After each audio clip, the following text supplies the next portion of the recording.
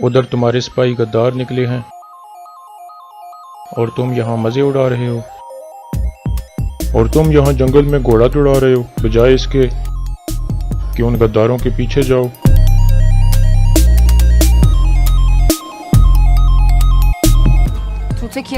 السلام علیکم ناظرین، پچھلی قسط میں آپ نے دیکھا کہ کرکٹ سردار کی طبیعت اچانک بگڑ جاتی ہے۔ اس کے بعد قبیلے کا حکیم اس کا چیک اپ کرتا ہے اور کہتا ہے کہ آپ کو کافی زیادہ تھکاوٹ ہو گئی ہے اور آرام کی ضرورت ہے۔ اس دوران حکیم دیکھتا ہے کہ کرکٹ سردار کے دوائیوں کے ڈبے میں ایک طاقت والا سیرپ بھی موجود ہوتا ہے۔ حکیم کہتا ہے کہ اس عمر میں یہ سیرپ پینے سے سردار کی کسی بھی وقت موت ہو سکتی ہے۔ دوسری طرف حائمہ خاتون اپنے بیٹوں سے اکیلے میں ملاقات کرتی ہیں اور ان کو ڈانٹتی ہیں کہ دونوں کو آپس میں نہیں لڑنا چاہیے تھا، اور اگر آئندہ تم نے ایک دوسرے پر ہاتھ اٹھایا تو مجھے ماں کہنے کا حق کھو دو گے۔ اس کے بعد وہ دونوں کو گلے ملنے کا کہتی ہیں اور دونوں میں صلح کروا دیتی ہیں۔ دوسری طرف حمزہ اور کائی قبیلے کے غدار سپاہی نیان کے پاس پہنچ جاتے ہیں۔ نیان ان سب پر سونے کے سکے پھینکنا شروع کر دیتا ہے۔ اس دوران ایک سپاہی نیچے سے کچھ سکے اٹھا لیتا ہے۔ نیان فوراً اس کا خنجر نکال کر اس کو ادھر ہی مار دیتا ہے۔ اس کے بعد وہ باقی سپاہیوں کو کہتا ہے کہ آپ یہاں سونے کے لیے نہیں آئے بلکہ دنیا کی سب سے بڑی فوج کا حصہ بننے آئے ہو، اور ہمارے ساتھ مل کر تم دشمنوں سے لڑو گے کیونکہ تم کائی قبیلے کے بہادر سپاہی ہو اور اب سے تم میرے بھائیوں کی طرح ہو۔ اس کے بعد وہ سب خنجر سے اپنے ہاتھ پر کٹ لگاتے ہیں اور ایک گلاس میں خون کو نچوڑنا شروع کر دیتے ہیں۔ آخر میں وہ گلاس نیان کو دیا جاتا ہے اور نیان وہ سارا خون پی جاتا ہے۔ دوسری طرف ترگت اور دوان کھانا لے کر عبد الرحمن کے پاس جاتے ہیں تو تجتیکن کا سپاہی ان کو روک لیتا ہے اور کہتا ہے کہ آپ کو اندر جانے کی اجازت نہیں ہے، جس پر ترگت کہتا ہے کہ ہم صرف اسے کھانا دینے آئے ہیں۔ اس کے بعد وہ سپاہی اجازت دے دیتا ہے۔ ترگت عبد الرحمن کو کہتا ہے کہ جب تک ہم یہاں ہیں تمہیں کوئی بھی نقصان نہیں پہنچا سکتا، اس لیے تمہیں پریشان ہونے کی ضرورت نہیں ہے۔ دوسری طرف حائمہ خاتون کرکٹ سردار کے پاس جاتی ہیں تاکہ ان کی خیریت معلوم کر سکیں۔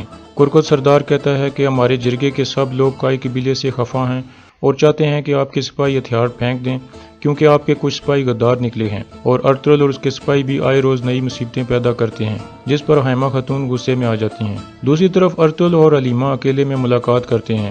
حلیمہ پوچھتی ہے کہ تمہارے ذہن میں کیا ہے اور تم کیا کرنا چاہتے ہو، جس پر ارطغرل کہتا ہے کہ میں چاہتا ہوں کہ پوری دنیا میں ہمارا نام گونجے اور رہتی دنیا تک کائی قبیلے کا نام یاد رہے۔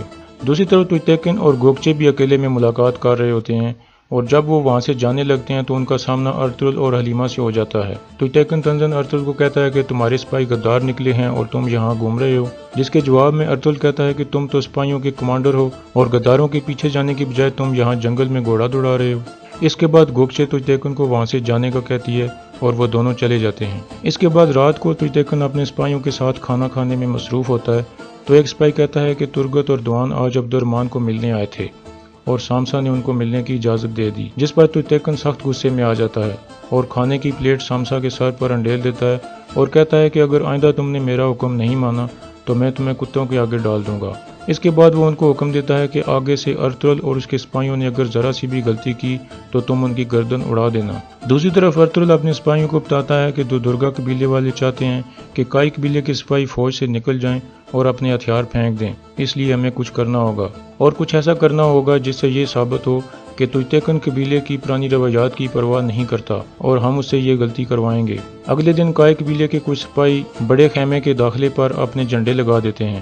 اتنے میں تجتیکن وہاں جاتا ہے اور کہتا ہے کہ تم لوگ غدار ہو اور یہاں اپنا جھنڈا نہیں لہرا سکتے۔ یہ کہہ کر وہ دھکا دے کر جھنڈا گرا دیتا ہے اور جھنڈے کے اوپر کھڑا ہو جاتا ہے۔ اس کے بعد وہ دوسرا جھنڈا بھی گرانے کی کوشش کرتا ہے، لیکن اتنے میں ارطغرل وہاں جاتا ہے اور جھنڈا زمین پر گرنے نہیں دیتا، اور یہ منظر دونوں قبیلوں کے سب لوگ دیکھ رہے ہوتے ہیں۔ اس کے بعد تجتیکن ارطغرل کے ہاتھ سے دوسرا جھنڈا بھی چھیننے کی کوشش کرتا ہے، جس سے دونوں میں ہاتھا پائی شروع ہو جاتی ہے اور تجتیکن اپنی تلوار نکال لیتا ہے۔ اتنے میں کرکٹ سردار اور حائمہ خاتون آگے آ جاتے ہیں اور اس کو روک لیتے ہیں۔ پھر ارطغرل سب قبیلے والوں سے مخاطب ہو کر کہتا ہے کہ اسی جھنڈے کی خاطر ہم سب کچھ کرتے ہیں اور اسی کے لیے ہم شہید ہو جاتے ہیں۔ اس کے بعد سب لوگ وہاں سے چلے جاتے ہیں۔ اس کے بعد تجتیکن اپنے والد کرکٹ سردار کے پاس جاتا ہے اور کہتا ہے کہ ارطغرل نے سب کے سامنے مجھے نیچا دکھایا ہے، لیکن کرکٹ سردار کہتا ہے کہ تم نے کائی قبیلے کے جھنڈے پر کھڑے ہو کر بہت بڑی غلطی کی ہے، جس پر تجتیکن شدید غصے میں آ جاتا ہے اور کہتا ہے کہ آپ ابھی بھی ارطغرل کا ساتھ دے رہے ہیں، مجھے لگتا ہے کہ آپ اس سے ڈرتے ہیں، جس پر کرکٹ سردار بھی غصے میں آ جاتا ہے اور اسے باہر جانے کو کہتا ہے۔ اس کے بعد آیت کرکت سردار کو کہتی ہے کہ تویتیکن کی عزت کو قبیلے میں بحال کرنا ضروری ہے اور ارطل کو بھی سبق سکھانا ضروری ہے، اس لیے بہت جلد عبد الرحمن کو جو سزا سنائی گئی ہے اس پر عمل کریں۔ اس کے بعد دودرگا قبیلے کے کچھ سپاہی عبد الرحمن کے پاس جیل میں جاتے ہیں اور اسے کہتے ہیں کہ تمہارا وقت پورا ہو گیا ہے، اور اس کے ہاتھ باندھنا شروع کر دیتے ہیں، اور یہاں اس قسط کا اختتام ہو جاتا ہے۔